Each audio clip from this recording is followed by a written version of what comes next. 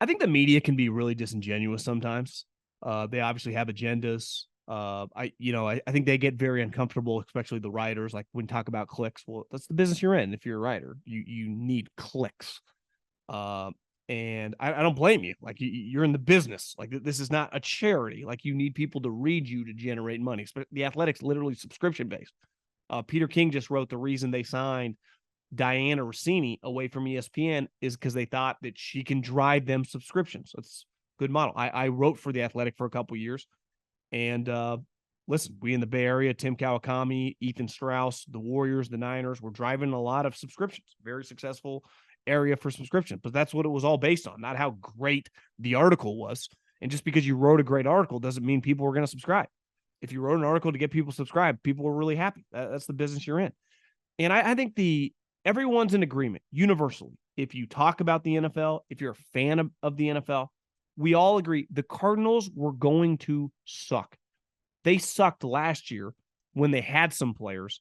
Now, a lot of those players are either injured or traded away. We know they're going to be worse. And I heard over and over today, I did a call-in radio show to Fox, and I was asked this. If I thought that it was a slap in everyone's face that the Cardinals are already waving the white flag on the season because they cut Peyton Manning. Actually, his name was Colt McCoy. I looked it up today. Colt McCoy will be 37 in September. He has started, let me repeat this. He has started 11 games since 2015. Pretty sure we're about 4 months away from 2024. So since 2015, the guy has started 11 football games. Now, one of those football games, I remember watching vividly. He played the Niners a couple years ago and lit him up. He looked like Dan Marino. But for the most part, it has been consistently ugly. I'm a Colt McCoy fan as a human being. Loved him at Texas. But this notion that them cutting Colt McCoy is some indictment that they don't give a shit about football. Like they just cut Carson Palmer or Kurt Warner off a Super Bowl. What are we talking about? Their team sucks. Colt McCoy is old. They get no benefit of him playing. It's not like I watched them play with him last year. They lost all the time. He also got injured. So you might as well just go with the 5th-round rookie from Houston. Who cares? We just drafted this guy. Here's the other thing. In the sport of football, right? Who you bring in, and this gets back to the Colts. Ultimately, Chris Ballard drafted Jonathan Taylor. So he would love, in an ideal world, for Jonathan Taylor to be a good player for him. But he's also, like, from a trade perspective, like, that is his guy. He scouted him. He drafted him. He's not just going to give away one of his best assets for nothing. The guys they've traded away or cut, like DeAndre Hopkins, Isaiah Simmons, none of those were this GM and this head coach's guy. We talk about this every single year when a new head coach comes and a new GM comes. They bring in their players, and just because you are a good player or a highly drafted player, it all starts over. Those guys at their given other teams, when they were coordinators or assistant GMs, might not have liked you, might not have had you high on the draft board, might not wanted to have had you on their team. So when they come, it's one thing when you inherit. It just a couple popped to mind. Like when Jim Harbaugh showed up with the 49ers. They had been terrible, but they had a lot of good players on the roster, right? Patrick Willis, Frank Gore, Vernon Davis, Joe Staley. It's stupid to just like, hey, we'll trade Patrick Willis and Joe Staley. That would have been dumb. Andy Reid showed up in Kansas City. Remember, they were off a terrible season. He inherited some really talented players. They had Tom Ali. They had Jamal Charles.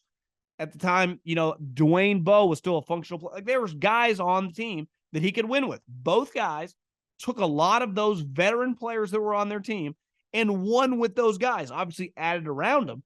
And then there are times when you show up, LaFleur, same thing when him and Gutekunst took over with Rodgers, right? Some players on the team. Sometimes you show up and it's a joke. It's an embarrassment. I remember Pete Carroll when he showed up to Seattle, when he left USC.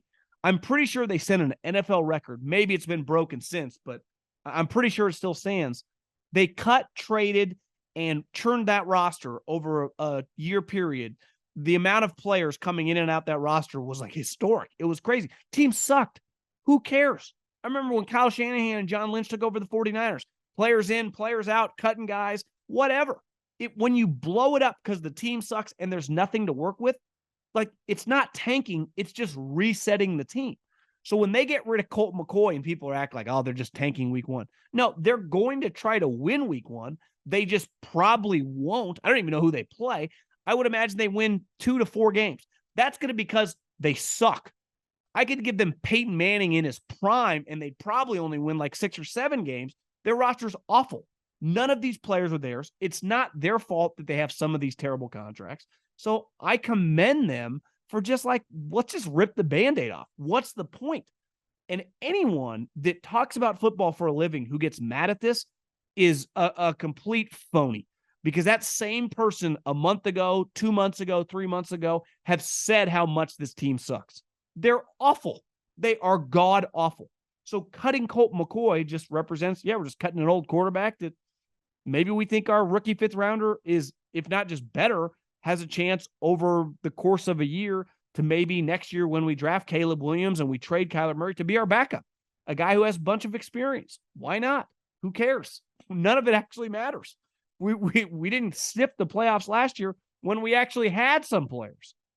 So I have absolutely no issue with the Cardinals not only cutting Colt McCoy, getting rid of any of these guys.